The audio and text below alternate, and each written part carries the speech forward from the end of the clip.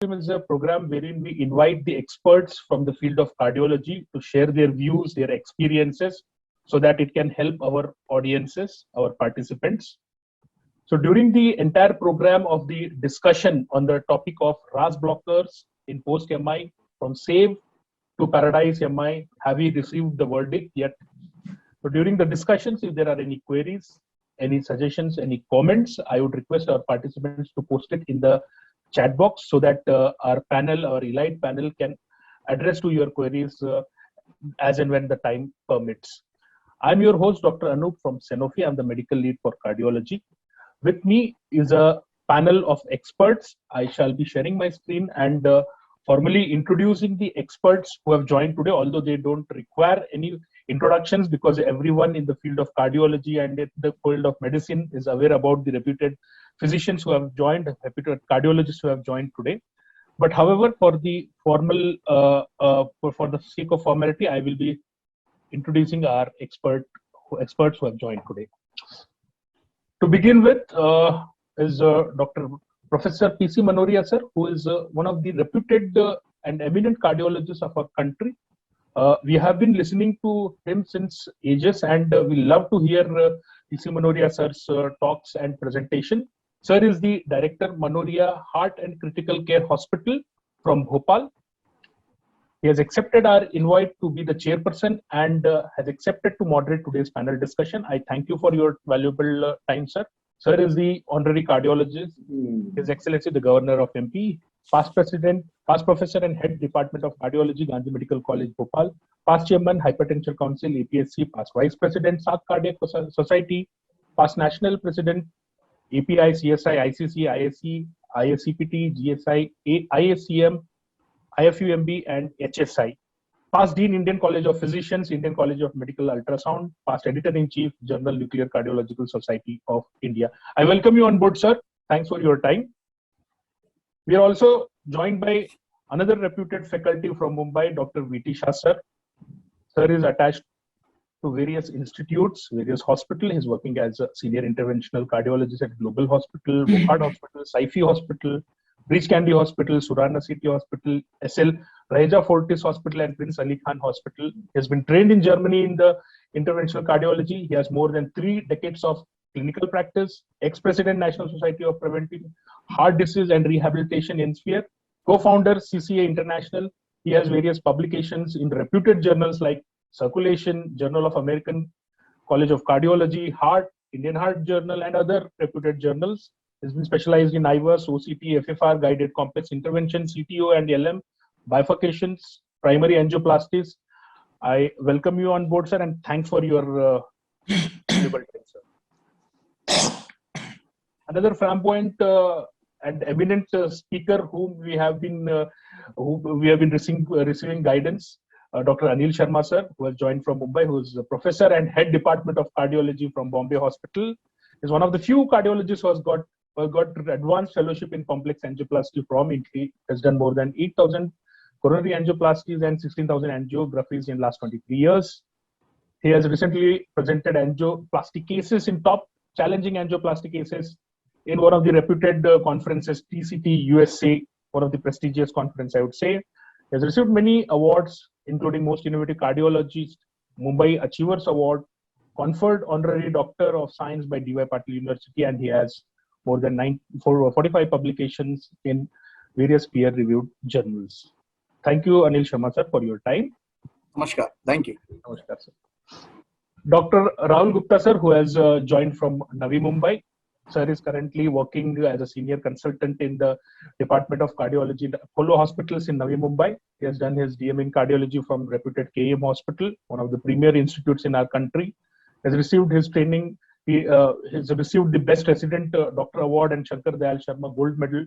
He was a topper in both DM Cardiology and MD Medicine university exams. His expertise includes primary angioplasties, complex angioplasties, IVUS, FFR, guided angioplasty, peripheral interventionals, pacemakers, AICD, ASD, PDA device closures, balloon valvotomy.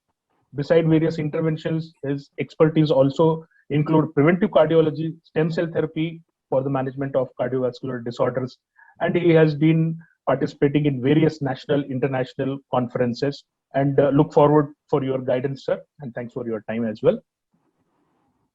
Last but not the least, we have also been joined by Dr. Mukesh Jha, who has been working with Sri Aurobindo Institute of Medical Sciences, Indore. He has done his DM Cardiology from LPS Institute of Cardiology at Kanpur, MD Medicine from Rajendra Institute of Medical Sciences, Ranchi. He has 30 publications related to cardiology in reputed journals. Dr. Jha is a gold medalist in MD Medicine and DM Cardiology, and he has experience of working in GSMV Medical College, Kanpur, and UN Mehta Institute of Cardiology, Ahmedabad. So with this formal introduction, I would now hand over the session to Dr. T.C. Manoria, sir, and look forward for the valuable discussions in the next 50 minutes to 1 hour. So over to you, Dr. Manoria, sir. Thank you. Good evening, everybody. As you are already aware, today we have gathered here specifically to discuss the subset of patient of post-MI-LV dysfunction with reference to ACE inhibitors, ARBs, and the new drug ARNI. ACE inhibitors, all of us know, are the gold standard for this subset of patient, as shown by several trials and is endorsed by all guidelines. ARBs are only used in patients who are intolerant to ACI. And during the last couple of years, ARNI has made its entry in the management of heart failure in several subset of patients. All of us are aware of the Paradigm-HF trial, which was performed in chronic HFrEF, which has shown exciting results, with a statistically significant reduction of 20% in the primary composite endpoint of hospitalization for heart failure and cardiovascular death on top of enalapril.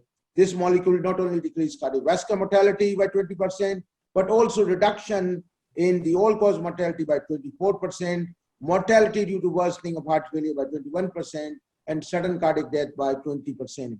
The transition and the Paragon-HF trial has opened doors for initiation of ADHF before discharge after hemodynamic stabilization.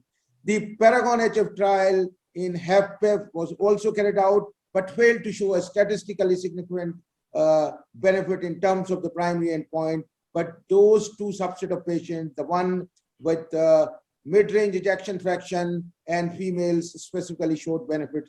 So all these trials encourage Novartis for initiating a trial in post-MI patient with LV systolic dysfunction and one risk factor with sacubitril/valsartan with ramipril as the comparator in dosage of 5 milligram BID.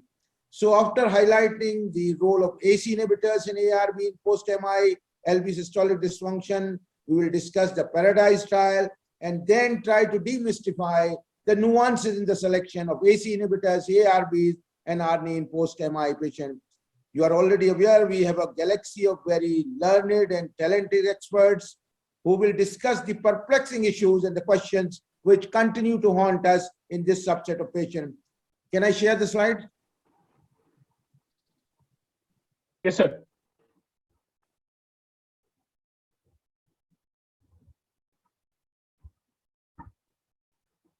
Your slides are visible, sir.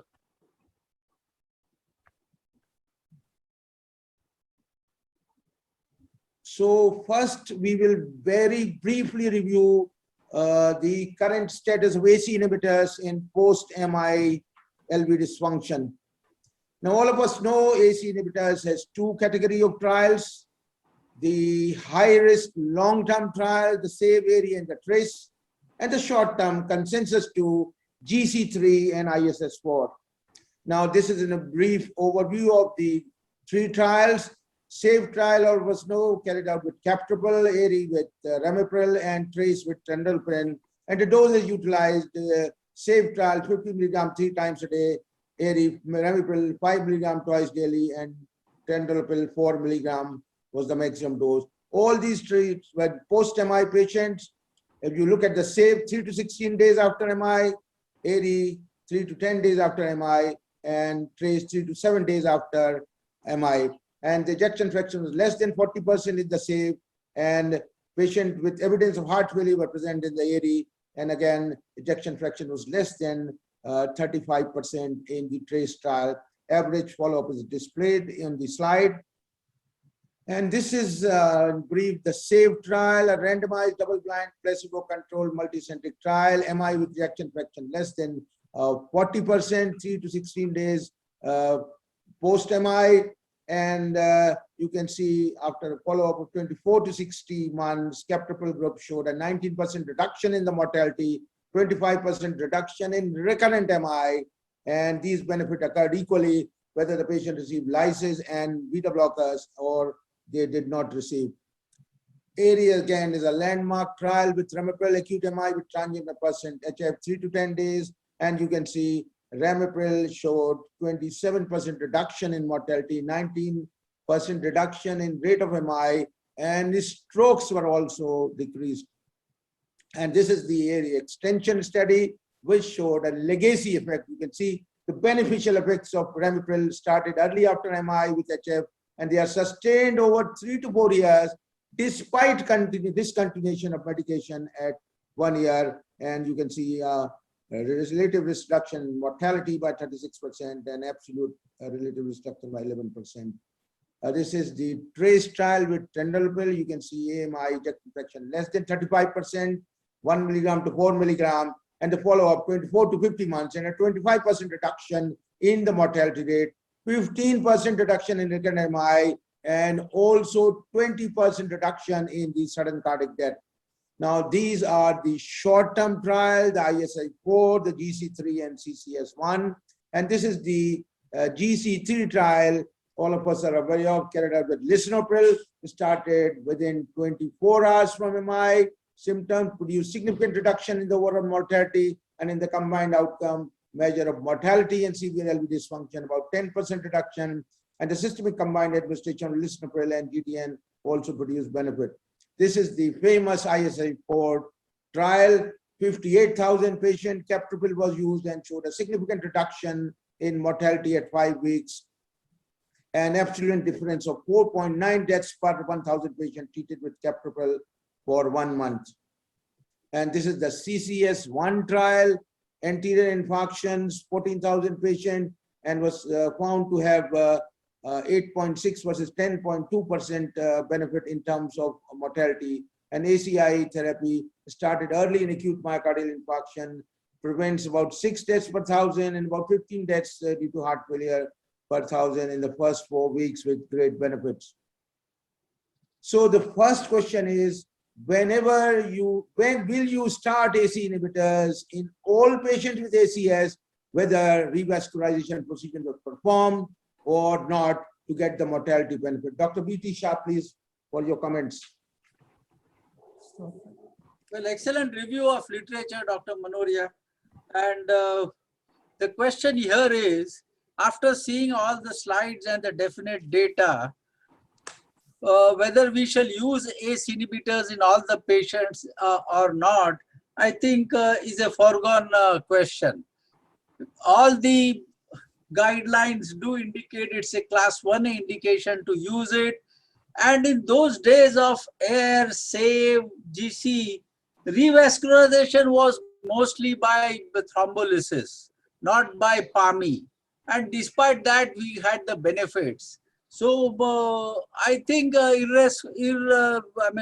irrespective of the revascularization procedure performed or not performed, the mortality benefits are here to stay with ACE inhibitors, especially in our country, where revascularization by itself, either thrombolysis or PAMI, is quite delayed in majority of the patients. So I think the utility of this drug in our group of patients where early revascularization is not done and patients are left with moderate LV dysfunction, I think the utility is quite high with this group of patients.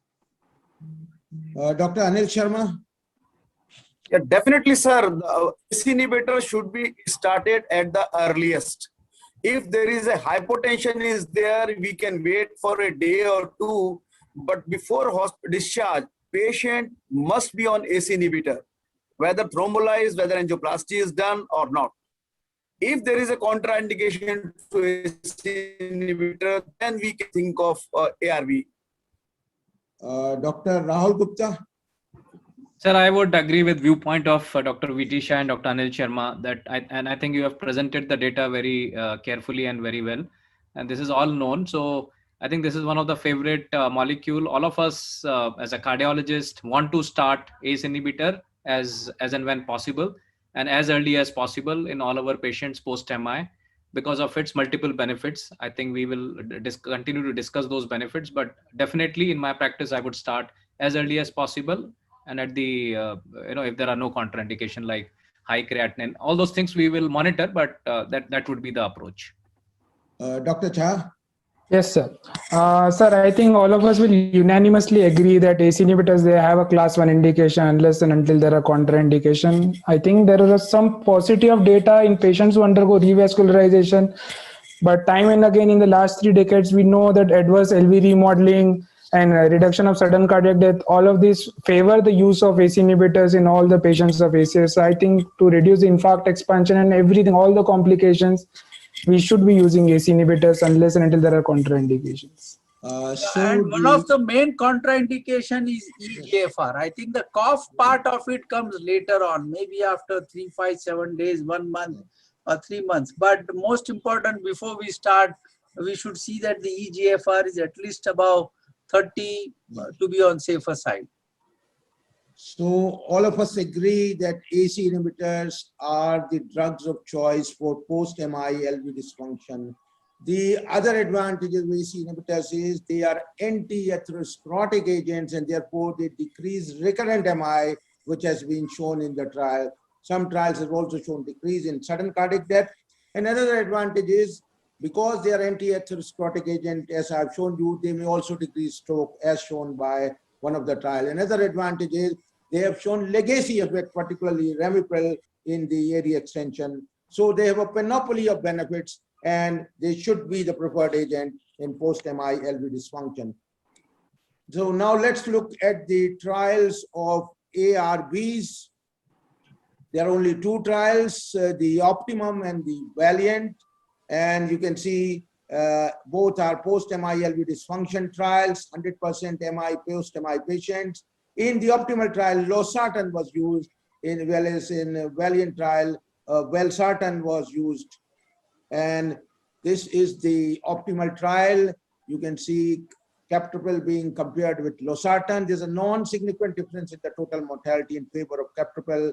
ACE inhibitor should remain the first choice, therefore. Losartan cannot be generally recommended in this population. So ACE inhibitors has numerical benefits. And this is the Valiant trial, which was a non-inferiority trial in terms of valsartan. You can see the curves are getting, and Valiant trial failed to show superiority with captopril. So it was a non-inferiority trial. So the question to all the panelists is, will you switch the patient to an ACE inhibitor if the patient of MI who is admitted was taking an ARB for hypertension, which means MI patient get admitted, he's already on a telsartan or that ARB, will you switch to an ACE inhibitor or will you continue using, continue with the ARB which he is on? Yes, Dr. VT Shah, please. Yeah. So I think definitely one would do that, as you showed in the slides, that when compared with ACE inhibitors, the ARB did not show any benefit. Now, if the ARB in hypertension was given after the patient had developed cough due to ACE inhibitor, then maybe I would not switch over. But other than that, I think the other indications would favor ACE inhibitor. The other trials would favor ACE inhibitor switching to this patient. So, and you showed many pleiotropic benefits of ACE inhibitors when you switch from, when you give them in a post-MI situation. Dr. Sharma? A very interesting question actually. Theoretically, ARB is no mortality benefit, and most common ARB used for hypertension is, I think, is probably telmisartan, which has no data. But practically there are certain issues are here. If patient can afford, then I will think of shifting patient to the ARNI because valsartan has some data. And ARNI even in the Paradise trial also, though there was a non-significant, but there was a numerically better data was there. So if patient was for hypertension, younger patient, I will switch to ARNI. Otherwise, I will prefer to switch to ACE inhibitor. Dr. Rahul Gupta. So, sir, as of now in my clinical practice, I almost always switch all my patients to ACE inhibitors if they were on ARBs. And as of now, switching them to ARNI, I have not yet started doing it because, we have to have more data where we can, completely confidently switch it over. And starting because these patients may have BP, which is on the lower side. And what personally I found is that Ramipril in 1.25 is very well tolerated, and then gradually you can escalate as the patient comes for follow up to taking them to the target dose. But if they were already on ARBs, then equivalent doses of ACE inhibitor is something which I would do. Mild cough, usually I encourage my patients because giving that benefit that if they can little bit tolerate, and usually it goes away, but if it doesn't go away, then again switching back to ARB would be the option. But I would definitely try an ACE inhibitor after they have an MI, if they were previously on ARBs. I think switching to ACE inhibitor is the preferred approach. If the blood pressure is not controlled, you can add a second agent. You will continue to have the pleiotropic effects of ACE inhibitors, and the blood pressure will also be lowered to equivalent level.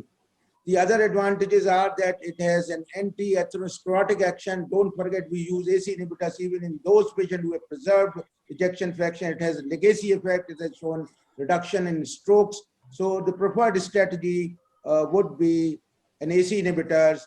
If at all, due to some reason, you want to use valsartan is the other drug which can be used in optimum doses, because only valsartan has data in heart failure. So let's look at the ARNI trial, so much talked about in the ACC. So this is the Paradise MI trial.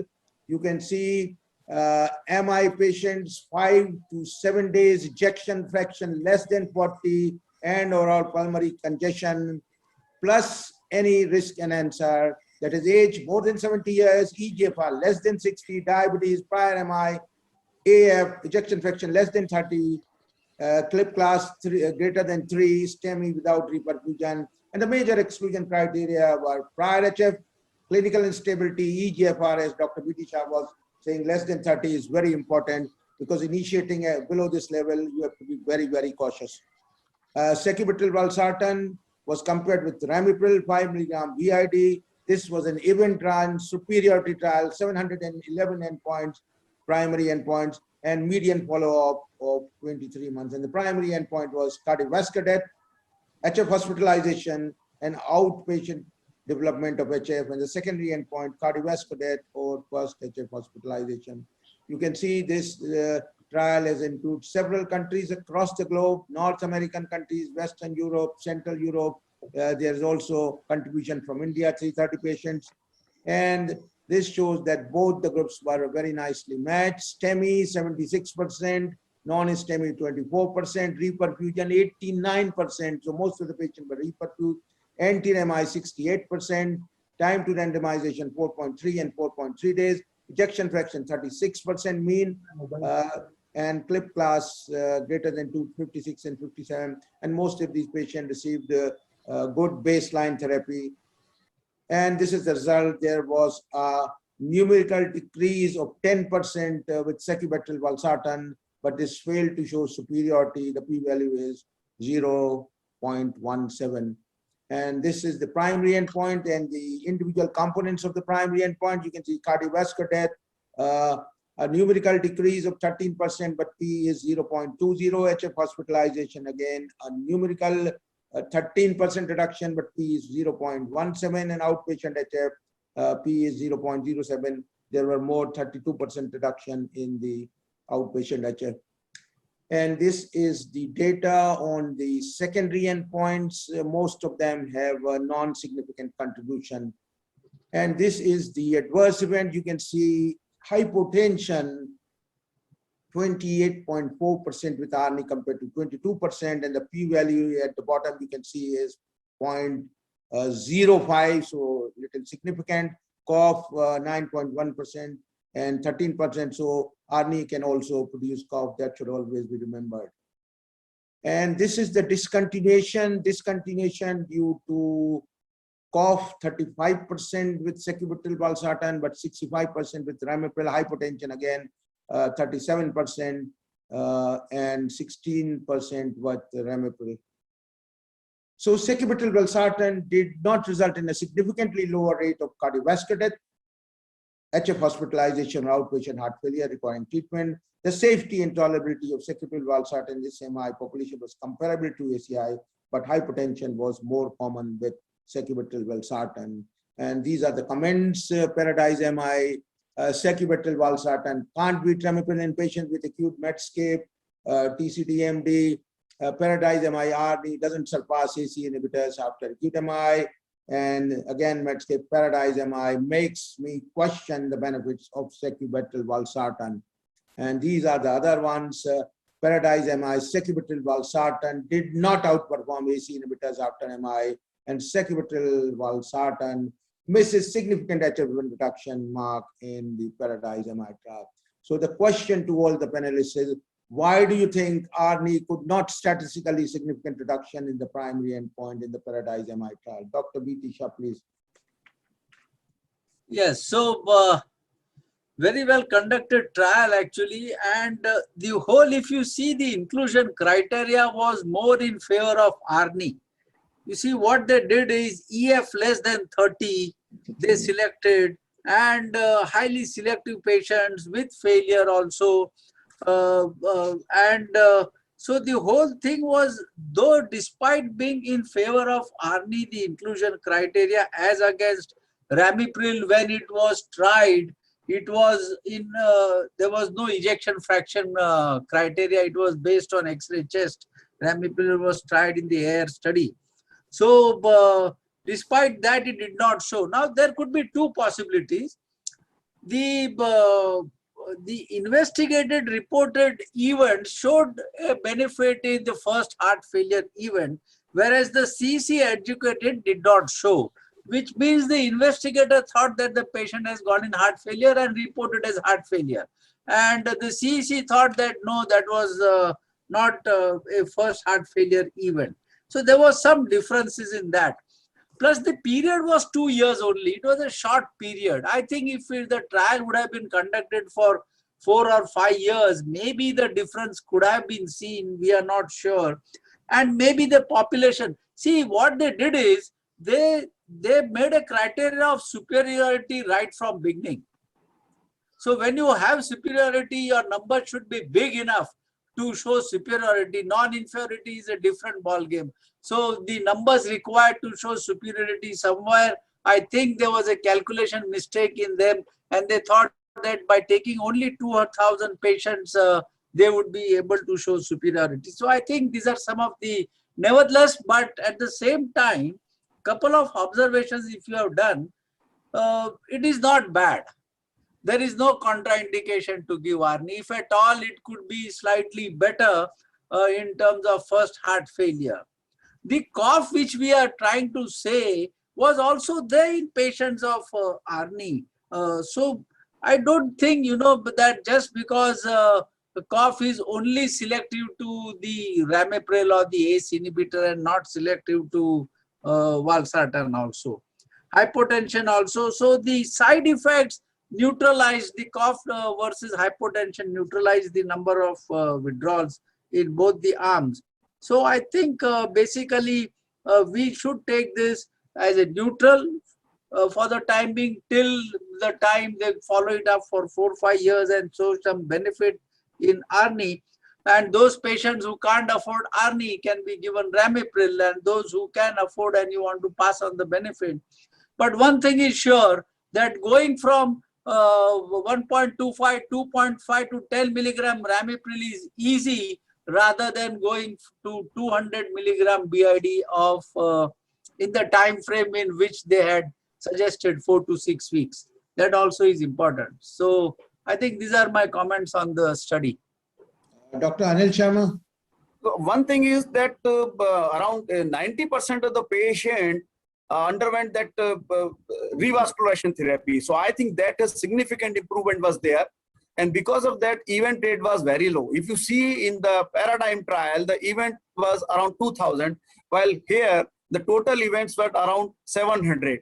So because of the low event, if trial would have been continued for 3 years or 4 years, I think still this could have crossed the significance level.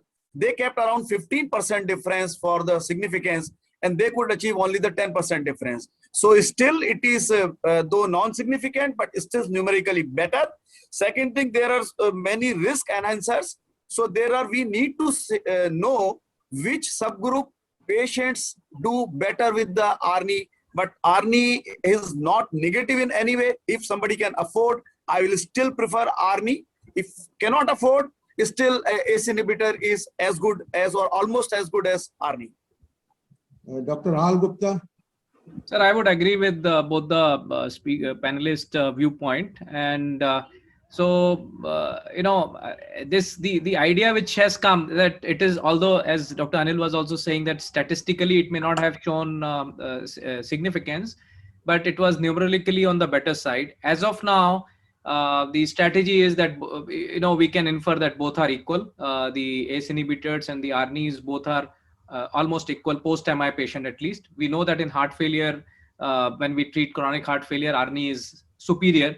But as of now, post-MI, I would rate them equal and based on the patient's parameters. So as I would just enumerate that it is very easy to up-titrate the Ramipril from 1.25 to maximum doses of 10 milligram, which is the biggest factor that in post-MI where the BP is on the lower side and you want to give the maximum benefit. Therefore, the preference right now in my clinical practice is for the ACE inhibitors.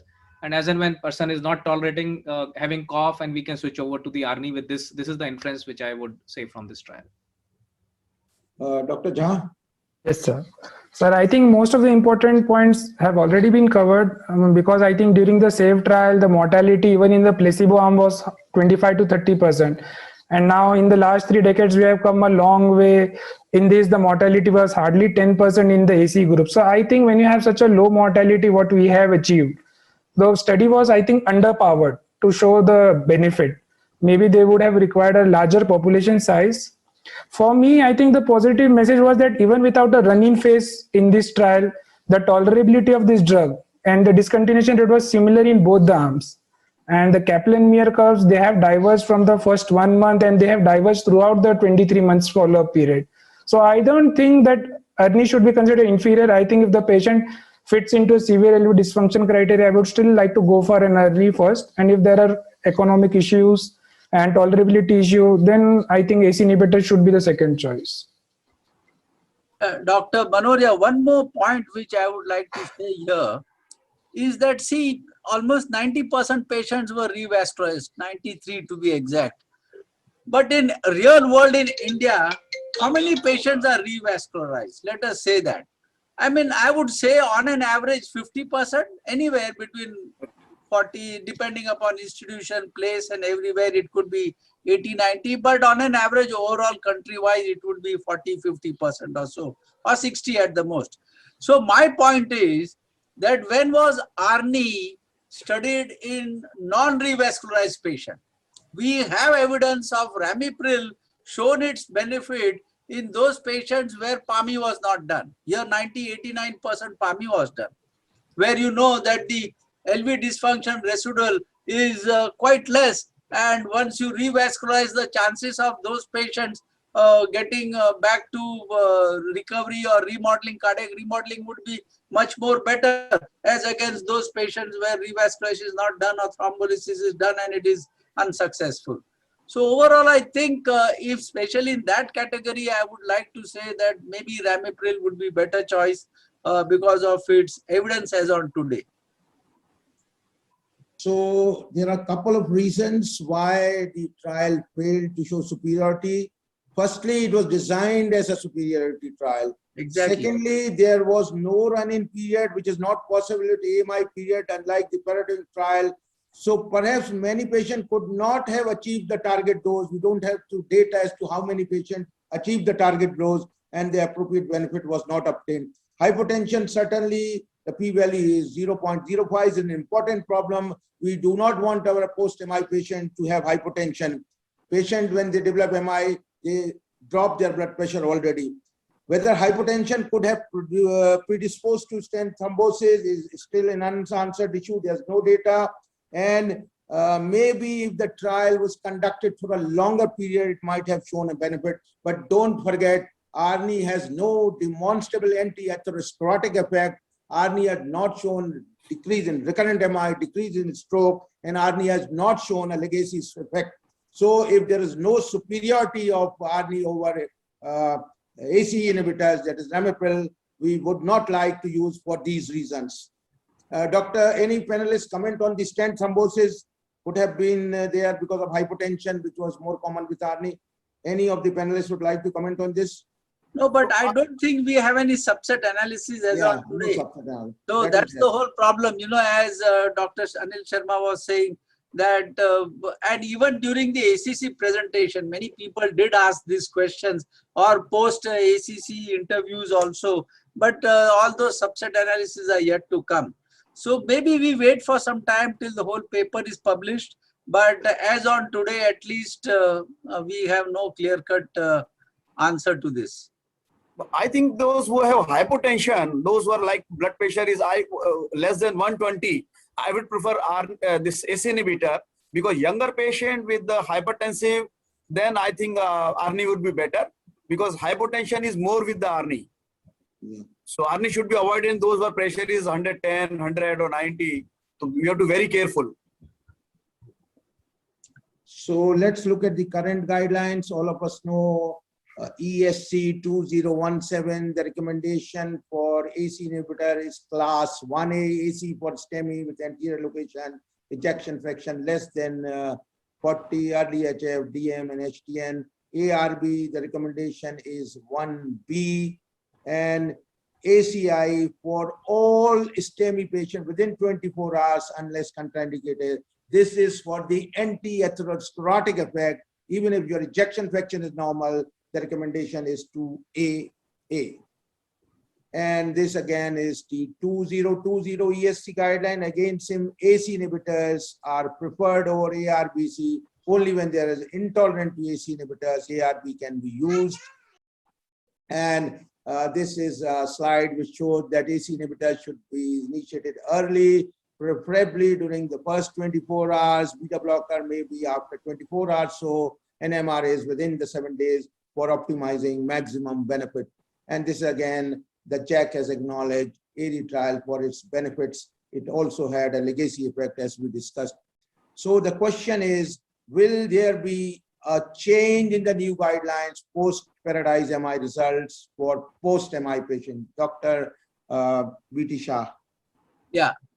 So I think they might consider, instead of writing only ARB as a 2A, they might put ARB stroke ARNI, but not as class 1A, definitely not as class 1A as on today. And as you showed that, that's the most important slide, I think, for people where it is difficult to get an ejection fraction on a 2D echo in a peripheral setup within the 24 hours or so. So till that time, till you decide everything, ramipril should be one for all. That's it. So all irrespective anterior, inferior, ejection fraction, whether first 48 hours was low and then it improved, whether it crossed 40%, 30% and all that, I think ramipril is uniform, and then maybe after 2 to 4 weeks or 6 weeks, you can decide. But I don't think guidelines would change dramatically. If at all, they might consider is a 2A stroke, ARB stroke ARNI. I fully agree with Dr. Vidisha that ACE inhibitor are going to remain, I think, first guideline, first preferred molecule. If no any problem with ACE inhibitor, then ARB or ARNI can be given. But the next question is, for chronic heart failure, ARNI is better. For MI, both are equal. So when, if MI patient comes, you start ARNI or if you start ACE inhibitor. If you start ACE inhibitor, when to switch to ARNI once it becomes stable? 6 That months, 1 question year, is 2 years. coming. Sorry, I'm not That aware. question is coming. Okay, sorry. Okay. Dr. Rahul Gupta. Dr. Anil Sharma is very fast, Yes.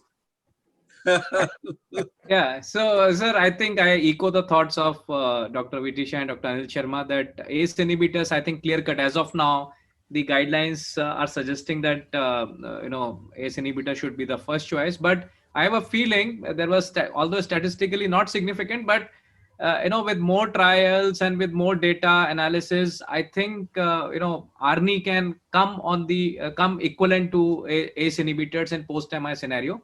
But all the difficulties which we all pointed out, hypotension, which is in post-MI patients. So these are practical issues, but it might come in the guidelines. That's what I feel. Some subset, I think, Dr. Rahul, as you rightly said, not all patients. I agree. No, Dr. I Jha. will tell you, this is off the record, that RD is still a patented drug and the industry will be very aggressive to get into guidelines, just as they got Paragon. Women, 40 to 50, 50 to 55, subset analysis, and then get an FDA approval for that.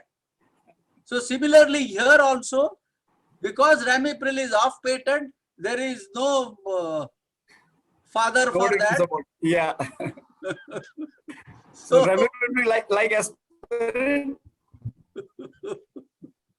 Dr. Hal Gupta. Yes, sir. Sir, I've echoed my viewpoint. I think Dr. Mukesh Jha is yet to. Dr. Jha. Yes, sir. I think given the because there was no superiority demonstrated, I don't think so there is going to be any change in the guidelines. But for me, I think in paradigm, even there was a reduction in sudden cardiac death in the ARNI group. So I think if that can be shown further in various trials, so I think ARNI might assume a class 1 indication in future, because they say neprilysin is antifibrotic and SCD is something which we are always worried about in post-MI patients. So maybe in the future, we might see it as a class 1. I think that there's no reason for the guidelines to change in terms of a class 1 recommendation. 2 subsets of patient has shown benefit, those with PCI and those who are elderly more than 65.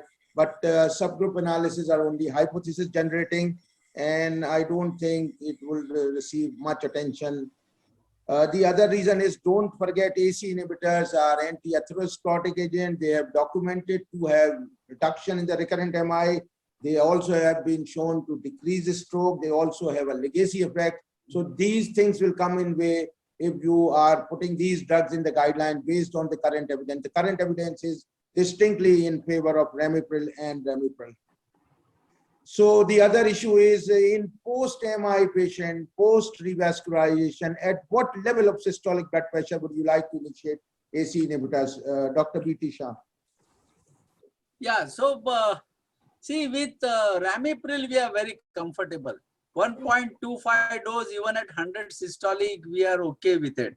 We all know that the blood pressure is in the initial stage, and even if we had to give a low dose of inotropes, I would not hesitate, for the simple reason cardiac remodeling is what we want in the long term. And the earliest you give ACE inhibitor or a RAS inhibitor, the best is the benefit. And if you have to give inotropes low dose is going to act at the peripheral vessel and not at the central heart. So it is not going to damage any kind of the remodeling process. So I think, yes, but as far as ARNI is considered, to give 100, 200, definitely sometimes we are not very comfortable with that. With Ramipril, we are comfortable. With 1 point, depending upon the pressures. Now, if the pressures are good, you have revascularized the patient 130, 140, I would not hesitate to give 5 milligram BID. When the patient is hospitalized, it is very easy to monitor and tell the staff or write down the instructions, 2.5 BID or 5 milligram BID if the systolic blood pressure is more than 100, 110 and so on. So there it is, we are not, but after discharge, maybe sometimes we are a bit more careful in escalating the dose fast. Call them after 7 days, 15 days, or maybe 15 days, and within 4 to 6 weeks or 8 weeks, come to 5 milligram BID Ramipril. Dr. Anil Sharma. So definitely Ramipril 1.25. If it is more than 100, then every 100 I keep higher dose. Like 110 is pressure, I start with 2.5. If it is 120, then I start 5 milligram. That is how I work depending on the blood pressure. But ARNI, ACE inhibitor, Ramipril is the drug of choice. Dr. Rahul Gupta. So practically what I do, sir, is every post-MI patient, at least I give 1.25. Then I see for their creatinine, their reaction to the blood pressure. Obviously, the BP has to be more than 90, 100, more towards 100. That's what I do. But 1.25 I give because of the various reasons which we discussed all throughout the presentation. And then depending upon their creatinine, potassium, BP response, I then escalate them, week by week. So I tell my patients that for your benefit, I'm going to call you a little more frequently till I have optimized the treatment. So every 7, 10 days, 15 days, I would call them and then up titrate all my medications, which are mortality reducing medication. So Dr. Jha. Sir, I think same approach, at least for a systolic blood pressure of 100 is what the cutoff will be for me to start the AC inhibitor. And 1.25, I think we all are very comfortable. It's a very low dose and does not cause much of hypotension. And we know AC inhibitor, as it should be initiated as soon as possible, because even within the first 24 hours, we have been shown to have mortality benefit. For follow-up, I think 7 to 14 days is what we would like to have before we up titrate the dose, because I would like to see the tolerability of the drug. So if the blood pressure is 100 or above, there's no issue in initiating AC inhibitors. But when the blood pressure is 90 or so, which is not uncommon in post-MI patient, I think we have to follow certain things. We should see whether the patient is receiving nitrates or not. Following PCI, thrombolysis, these are not required, so she would withdraw, and perhaps the blood pressure may increase after cessation of nitrate therapy. Secondly, the dose of diuretic should also be optimized. And we also look at the perfusion. If the extremities are warm and the blood pressure is 90, these patients may tolerate AC inhibitors. After giving AC inhibitors, when the stroke volume increase, the blood pressure may also increase. So these are some things we usually look at these subset of patients. The other issue, do you think the beneficial effect of ACI in acute MI is a class effect or different ACI have behaved differently? Dr. B.T. Shah. Is it a class effect? So, Or you have to be choosy? see, all the 3 trials by and large have shown mortality reduction, secondary MI reduction, and even as early as 30 days. But by and large, we are sticking to Ramipril because of the various other pleiotropic benefits shown by Ramipril, as you were harping upon, anti-atherosclerotic, or a drug for secondary prevention, in short. So I think looking at that point of view, why not Ramipril? Then why give enalapril or trendolopril or any other molecule, or lisinopril for that matter? Therefore, Dr. Anil Sharma? yeah. Dr. So Sharma. I think all AC inhibitors are equal because there was a large registry from Denmark which covered from 1995 to 2002. There is no randomized trial comparing, but they include all the 5 ACE inhibitors and they showed similar efficacy. So I don't mind either starting Ramipril or maybe Perindopril, but only thing for Perindopril, we require a little more blood pressure. So Ramipril, I think, is that point of view safer. Even with the lower blood pressure, we can start with 1.25. Dr. Rahul Gupta. Yeah, so sir, I believe whatever Dr. Anil Sharma was saying. So I believe that all ACE inhibitors, the commonly one which we are using, I think they are equal. But somehow, as all of us are saying, Ramipril is something which comes first in our mind and the one we are more comfortable with. And historically, we have been writing this. So almost 100% of my prescription when post-MI is all Ramipril. So this is a small study of 7,000 patients, 30 days post-discharge, utilizing enalapril, lisinopril, fosinopril, Ramipril, captopril, quinapril, Perindopril, and the data is shown here. Ramipril has the best survival, followed by Perindopril. And don't forget, Ramipril has shown benefit even in patients with preserved ejection fraction in the HOPE trial.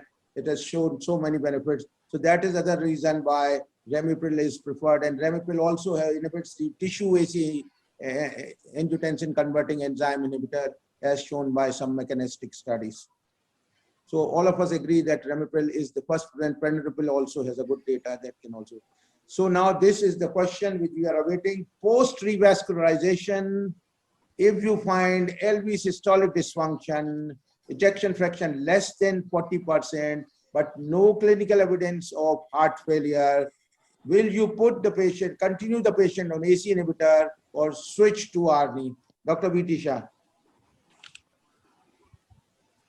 Well, so this is going to be a bit debatable issue because as such, this was not, there was no run-in phase in Paradise MI trial as such where patients were switched. But one factor will definitely be on the mind would be the cost factor. So that would be one, but otherwise ACE inhibitor we would give it and then switch it later on, especially borderline patients of CKD or hypotension, blood pressure. We would wait for some time and then shift. Not the one which we tried in transition where pre-discharge we had switched. So that would be my answer looking at the patient's multiple factors. The time when you can switch from AC to ARNI is not specified, has not been tested. ARNI was tested in chronic symptomatic heart failure. So that is still an unanswered issue. Dr. Anil Sharma. Definitely AC inhibitor is the first drug as we are discussing, and that to Ramipril. But after 1 year, what after that, what we stop all dual antiplatelet, everything, then atherosclerotic benefit or stabilization has been done. If it is still, it is a chronic heart failure, after 1 year, I will switch over to ARNI in MI patient. Dr. Rahul Gupta. Yeah, so post MI, I would start with Ramipril, as all of us are saying. But I see that ARNI might come up in the indication, and then that will be one of the usage. And somebody is not tolerating ACE inhibitor because of cough, I will try ARNI. And in chronic heart failure, definitely ARNI has shown its superiority beyond doubt. So if it's a chronic heart failure situation, then ARNI would be the choice. Cough can occur with ARNI also because the neprilysin inhibitor also metabolizes bradykinin. So that is not free of cough. Dr. Jha. Yes, sir. Sir, I think my approach will be what, we have been following for ICD recently, that post revascularization, wait for 3 months, look for the improvement in EF. So I think initially I will put them on AC inhibitor. After 3 months, look at the LV. If it's like dilating, we see too much of adverse remodeling. And if the patient can, economically as well as hemodynamically tolerate the drug, then I would like to switch to an ARNI, otherwise continue in AC inhibitor only. No, I would say 45 days, no? Why 90 days? 3 months, why? 45 Yes, days sir, is the 45. cutoff. Yes, sir. This. So that's actually a very important point which you had raised earlier also, and which Dr. Rahul also was saying. We ought to look at this subset. What is happening to sudden cardiac death and what is happening to arrhythmic deaths? Do they show the same benefit as they showed in the chronic heart failure trials? If they show that, then see, in 45 days, we are not going to put an AICD. Generally is not recommended post-MI. Later on, yes. So at 45, you switch to ARNI and then see. And if by chance the indication comes in that it is beneficial, then I think it will be a strong guideline point. Otherwise, I don't know. Otherwise, then it would be if like heart failure, then you can switch at 1 year also. Dr. Rahul Gupta. But for chronic heart failure, to say anything chronic, at least it has to be more than 3 months. Yeah, no, for chronic heart. I'm not saying indication for chronic heart failure. I am saying specifically 45 days for the indication of sudden cardiac death. ARNI has showed in heart failure for arrhythmia reduction. That is wonderful drug. And remodeling, reverse remodeling has been done wonderfully with the ARNI. 2 things have been.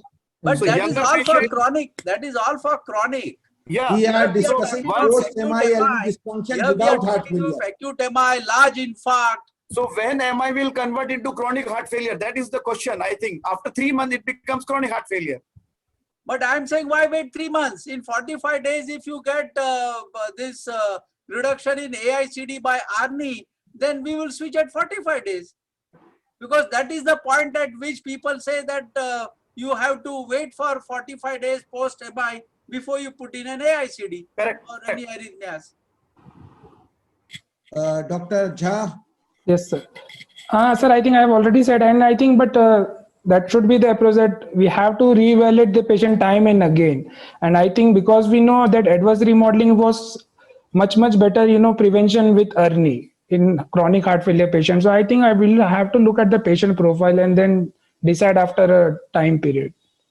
The question of exact timing has not been studied in any trial. What we usually do in our practices, if a post-MI patient is on ACE inhibitor, his NT-proBNP level is not falling or remaining same or increasing, or his ejection fraction is not improving, remaining same or deteriorating, we would put him on an ARNI because ACE inhibitor in that particular subset of patient are not producing the desired result. So that is the approach we follow.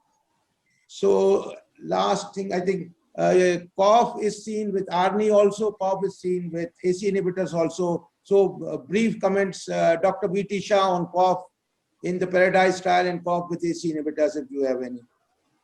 Yeah, so cough due to ramipril, I'm not going to immediately say within the first 72 or 5 days or so. I would say that it would take 5 to 7 days at least, if at all, by chance, if it is because of ramipril. But if you have any doubt, the problem is not of our patients. The problem is of the patient's patients, whether to tolerate that cough, especially in a post-event. I mean, they will get scared. And even I would say that if you find that there is any doubt, switch them to ARNI, wait for some time, and maybe re-challenge at a later date again. Now, we all know here in the Paradise MI, even ARNI showed a 9% incidence of cough, but now only 1.2 or some less than 2% withdrew it. So maybe that cough may be because of heart failure also, we don't know, or maybe because of some other cause. So it's difficult to judge that way, but as I said, that the tolerance of the patient and the patients has to be looked into, and then maybe switched over to ARNI, then maybe re-challenge at a later date.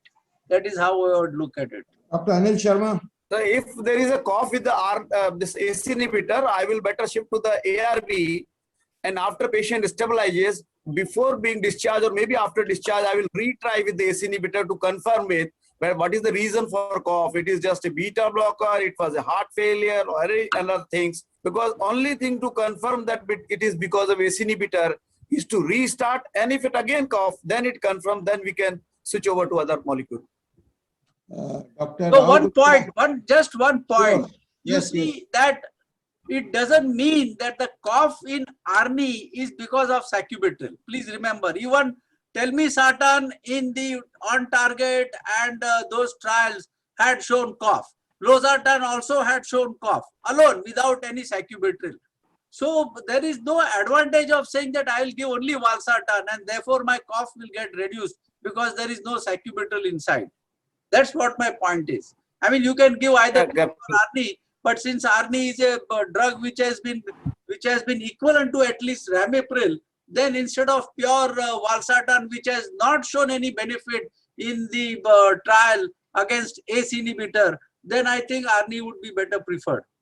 Yeah. So, Dr. Rao sir, Gupta. yes, sir.